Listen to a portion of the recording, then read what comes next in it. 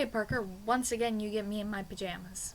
So I didn't really know what I was going to talk about because, college is busy. So Parker, one of my favorite things on the internet is like all the little niche communities and all the weird little things that people do. And unfortunately, in many of these little communities of various things on the internet, people get very elite. And that's a thing I kind of expect. It just, it happens. But there's a point when people cross over from being annoyed with the very simple questions that could be fixed with a Google search.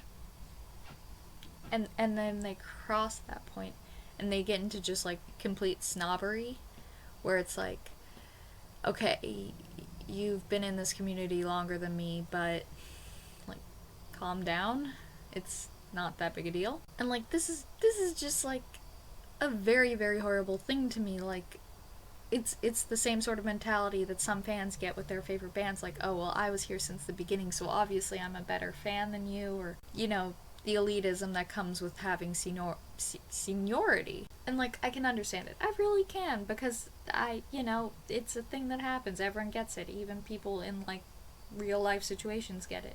But I just feel it never comes just as quickly and as often as on the internet. And it's there's no point to it. If anything, you're just making the experience worse for everyone involved. Yourself, the newbie, or if you're the newbie, it's pretty dang horrible for you, because it's I just asked a question, or I just didn't understand what was going on, or something along those lines. And naturally, I know it's because of the air of, I'm not going to be able to say this right,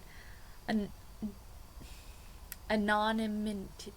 You know the word. I'm not going to be able to say it. I know it, but I can't say it.